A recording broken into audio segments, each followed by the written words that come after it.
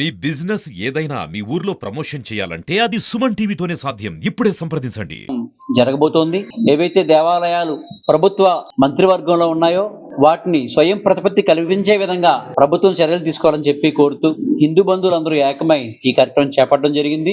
విశాఖపట్నం నుంచి సుమారుగా 10,000 మంది హిందూ బంధువులందరూ బయలుదేరి ఈ కార్యక్రమానికి వెళ్ళడం జరుగుతుంది. అనేక బస్సుల్లో, ట్రైన్స్ లో, కార్లని. ఈ సందర్భంగా హిందూ బంధువులకి అందరికీ ఒకటే చెప్తున్నా, రాబోయే రోజుల్లో ప్రతి దేవాలయం స్వయంగా కమిటీ వేసుకుని తనంతట తను డెవలప్ అయ్యే విధంగా, దూపదీప నైవేద్యాలకు లోటు లేని విధంగా, ప్రతి పండుగ కూడా అద్భుతంగా జరిగే విధంగా ఈ రాబోయే రోజులు ఉంటాయని చెప్పి ఈ సందర్భంగా కోరుకుంటున్నాం. ప్రతి హిందూ బంధువు ఇందులో పాల్గొని ఈ మహాయజ్ఞంలో వారు కూడా భాగస్వాములు కావాలని చెప్పి కోరుతున్నాను.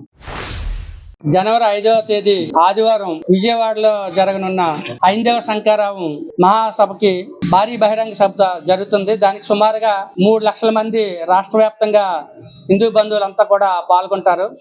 ఎవరికి వారు స్వచ్ఛందంగా ఈ కార్యక్రమంలో పాల్గొనమని మా జిల్లా అధ్యక్షులు శ్రీ రవీంద్ర మేడపాటి గారు పిలుపునివ్వడం జరిగింది. ఇది మా గాజువాక అసెంబ్లీ నియోజకవర్గం నుంచి సుమారు ఇప్పటికి 740 మంది రిజిస్ట్రేషన్ చేసుకోవడం జరిగింది.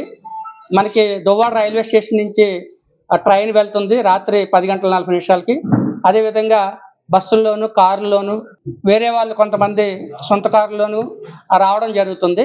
ఆ యొక్క వివరాలన్నీ కూడా జిల్లా పార్టీ కార్యాలయానికి అందజేయడం జరుగుతుంది. వివిధ క్షేత్రాలకు చెందినటువంటి నాయకులు, కార్యకర్తలు అందరూ కూడా ఈ కార్యక్రమంలో పాల్గొని ఈ కార్యక్రమాన్ని విజయవంతం చేయాలని కోరుకుంటున్నాం.